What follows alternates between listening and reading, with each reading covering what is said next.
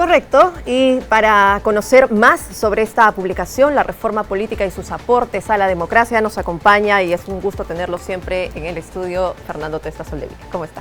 Gracias por la invitación, María. Al contrario, gracias por venir a conversar sobre esta última publicación que además recoge, Fernando, muchas de las ideas y aportes que has venido realizando durante muchísimos años hacia la reforma política y que han generado pues debate y que han sido también, algunas se han llevado a la práctica y que de hecho son normatividad que aplicamos el día de hoy.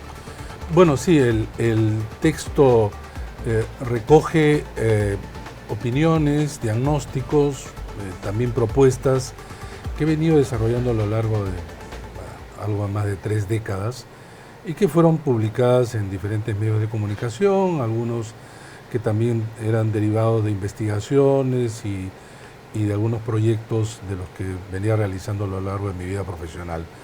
Y entonces la editora me propuso compilarlo y eso es lo que hemos hecho, sistematizar, y esta es una muestra de muchos más todavía, pero que selecciona aquellos que consideramos los más puntuales. Están agrupados en 7 capítulos por temas y el primero de ellos tiene que ver con los momentos de la reforma. Y resulta ser pues que efectivamente el Perú es uno de los países más activos en términos de reformas en América Latina, y ese solo hecho da cuenta de nuestra, digamos, inestabilidad o quizá insatisfacción en términos de lo que se ha hecho. Los países en donde hay mayor estabilidad, pues se reforma poco, ¿no? Nuestro país es activo, no siempre se aprueba, pero siempre se discute, y es un tema que ha pasado a ser, además, agenda del debate público en los últimos años, como nunca en la historia. Ese solo hecho da cuenta, repito, de esta especial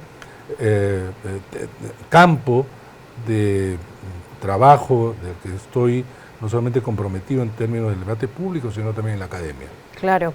Mira, aquí me llama mucho la atención porque dentro justamente de estos momentos claves de la reforma política hay uno de los puntos aquí que nos habla sobre normas que son insuficientes, ¿no? Que son buenas pero insuficientes. Seguimos en esta misma realidad al día de hoy, porque entiendo que además estas son publicaciones que has realizado, como te digo, hace muchos años, entonces, pero continuamos en este mismo desarrollo. Sí, lo que pasa es que ahí depende de la columna. Yo trataba a partir de un diagnóstico y de hacer también propuestas. Algunas de ellas se materializaban. Lo mío es, repito, desde el punto de vista sobre todo de la academia y la propuesta en el campo de la ciencia política aplicada, pero quienes deben de llevarlas a cabo, y de hecho las han llevado a cabo, es la representación política en el Congreso. Ellos tienen esa responsabilidad. Lo que ha ocurrido en nuestro país es que lamentablemente no ha habido un proyecto político de reforma integral. Lo que ha habido son modificaciones de normas electorales. Y no toda modificación de norma puede ser considerada una reforma política. Y ahí hago precisiones. Vamos a entender entonces una reforma política al conjunto integrado de modificaciones de las reglas de juego de las instituciones, obviamente en democracia. Y entonces, repito, lo que hemos tenido es modificaciones de normas no integradas, insuficientes, contradictorias, y por ejemplo en el campo electoral, que es, digamos, el campo en donde se mueve el Jurado Nacional de Elecciones, tenemos 12 normas distintas, y se ha presentado al Congreso de la República, incluso los organismos electorales, en diversos momentos, y en varias oportunidades el Jurado Nacional de Elecciones, un código electoral donde sistematice el conjunto de normas. Eso no hay. Entonces, ¿qué ocurre? Al no existir espacios que no están adecuadamente regulados, contradicciones entre las normas, insuficiencias en general, y qué es lo que anoto en uno de los capítulos. Justo ahí va una de mis consultas, ¿no? Precisamente a la necesidad de establecer este código electoral que reúna no solamente al Jurado Nacional de Elecciones, sino a las 3 instituciones que forman parte del sistema electoral, para que no sean normas reactivas, ¿no? Que es lo que hemos venido teniendo. Así es. Digamos, a ver, claro, las crisis, como la que estamos viviendo, animan, exigen, demandan reformas, ¿no? Porque, claro, hay un reconocimiento que las cosas no están bien, y entonces se habla de reformas. Pero, por ejemplo, en este momento lo que tú tienes es que después del intento fallido de golpe, se habló insistentemente nuevamente de reformas y que era necesaria para pasar a tener un proceso electoral adelantado. No hay ni uno ni otro. Y si es que se está pensando en el 2026, como claro, digamos en términos de cronograma, corresponde, hay una suerte de dinámica que lamentablemente es repetida, que es, se deja de lado esto, porque se asume que hay otros temas prioritarios, pero cuando ya se está cerca de la elección, entonces comienza a correr, tratando de corregir aquello ya que el tiempo no lo permite, claro, y que suelen siendo generalmente modificaciones normativas insuficientes, y así estamos, ¿no? El Perú requiere una reforma integral. El esfuerzo que hizo la Comisión de Alto Nivel por la reforma política que tuve la oportunidad de dirigir, presentamos justamente un plan integral. Se nos acusa incluso en términos hasta los propios políticos de ser algo así como responsables. Uno, que no éramos responsables, porque nosotros nos dieron un encargo de un informe que entregamos a los 2 meses, un trabajo de honor, dicho sea de paso, y que de ellos se tomaron solo algunas, otras las desnaturalizaron y muchas fueron dejadas de lado. No existe, por lo tanto, propuesta. Y tú ves en la Comisión de Constitución, los congresistas individualmente presentan según iniciativas que se les ocurre, a sus asesores, etcétera. O que están más ligadas a los intereses personales. A los intereses personales, particulares, de grupo, etcétera, ¿no? Y no se entiende que una reforma política no solamente trata de modificar, digamos, los diseños, las reglas de juego, etcétera, sino que tiene, así como efectos desincentivadores, o que debiera de tener, para evitar que aventureros ingresen a la política, como de la misma manera, incentivos para que gente que quiera hacer política, digamos, en los buenos términos que debe hacerse, pueden incorporarse, ¿no? Y entonces, repito, no se dan cuenta que las normas van a afectarlos de todas maneras, de las que no se hacen, pero también de las que ahora están presentes. Luego, en el momento de una elección, es increíble, pero los propios políticos se quejan de esas normas que ellos mismos han aprobado, o la insuficiencia por la que han dejado de aprobar otras. La reforma, si bien me mencionabas que la reforma siempre es una respuesta un poco hacia la crisis o hacia algo que sucede en un momento, ¿la reforma puede ser, digamos, preventiva?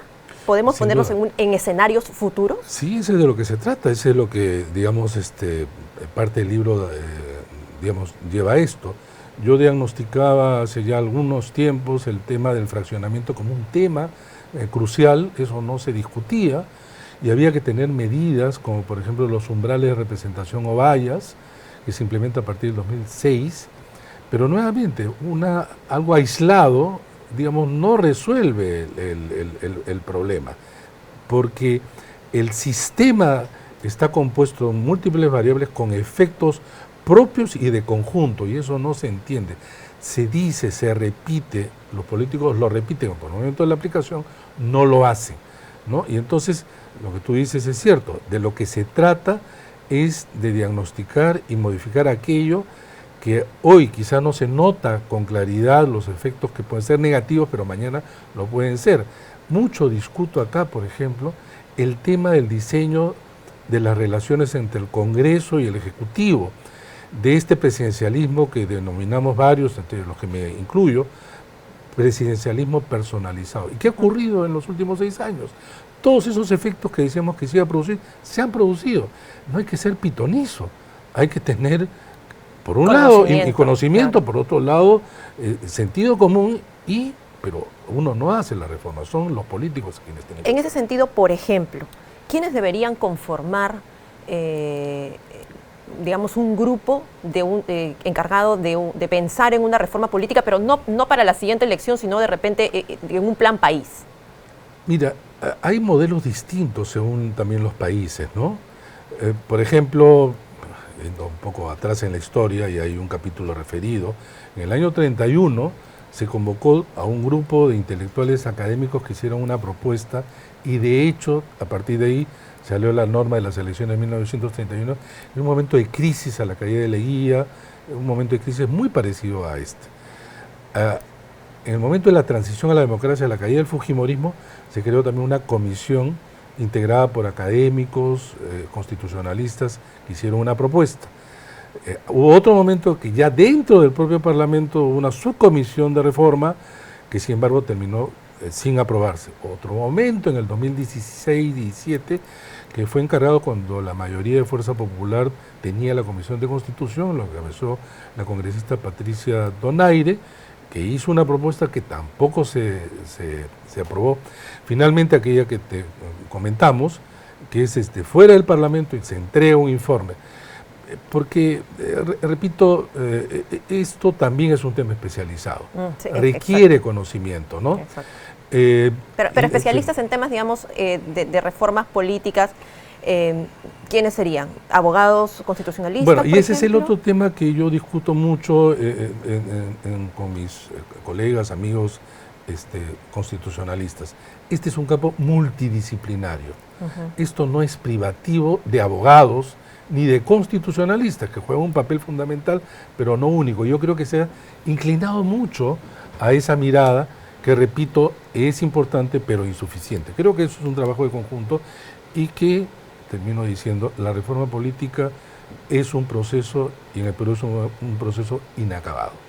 Fernando, la invitación para que todos puedan estar en la presentación del libro La Reforma Política, Ideas y Debates para un Mejor Gobierno, mañana es la cita. Muchas gracias. Sí, muy bien. Entonces, no olviden que es mañana a las 7 de la noche en la librería El Virrey en Miraflores. ¿Y firmarás libros? Por supuesto. Bien, muchas gracias, Fernando, por acompañarnos.